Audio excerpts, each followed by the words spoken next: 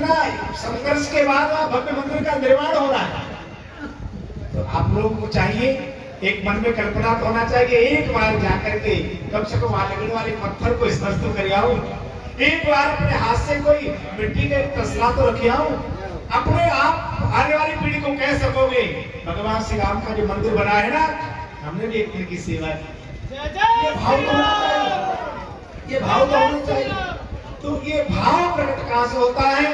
सत्संग। और बिना भाव के तो भाव बस भगवान सुख निधान करना यतन, बिना भाव के तो भैया सब्जी भी नहीं मिलती। आप साग भी खरीदने जाओगे, पूछना पड़ता आलू क्या भाव है, पूछना पड़ता नहीं पड़ता। वो कहता है 10 रुपए, नहीं 8 रुपए। भाव में जब तक समता नहीं आएगी तब तक तो सब्जी हमारे थैले में नहीं आती, परमात्मा कहां से आ जाएगा?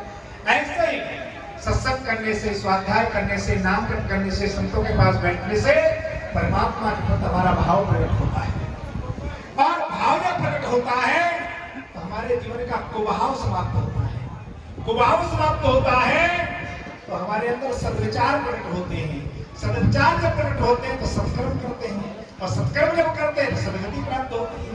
जीवन की वासना प्रकट होती है तो उपासना समाप्त हो जाती है।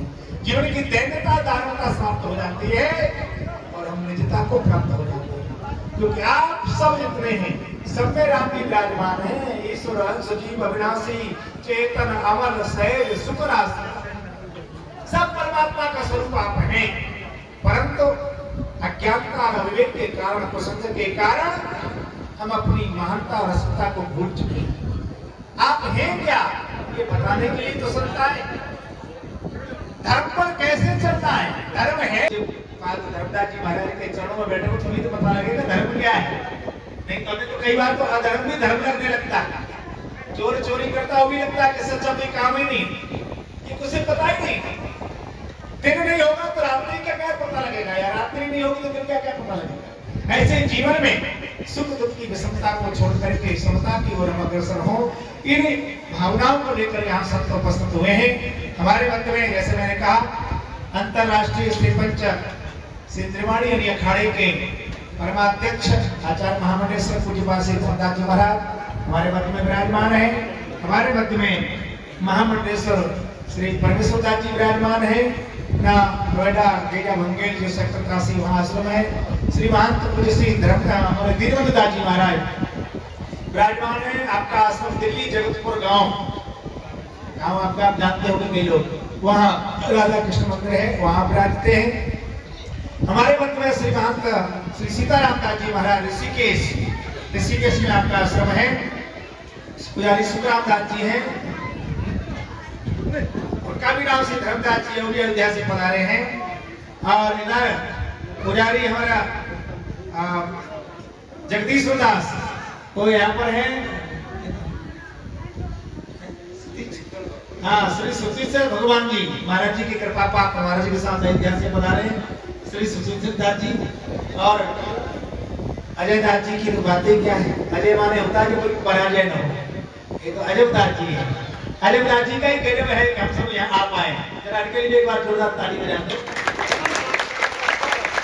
और चमन दास जी महाराज, इनका स्नेह, संतों को मत लगाव और श्रद्धा का सुखद परिणाम है। आपने अजयदास जी को कहा कि कुछ संत यहाँ पर पधारे। पिछली बार भी पिछली बार है, कैसे पिछली बार है, पिछली बार भी हम लोग आए थे।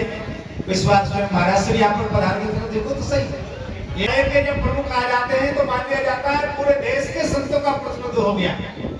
देश में जितने संत हैं आज सबके संत के प्रतिनिधि के रूप में पूज्य महाराज जी यहाँ पे विराजमान है।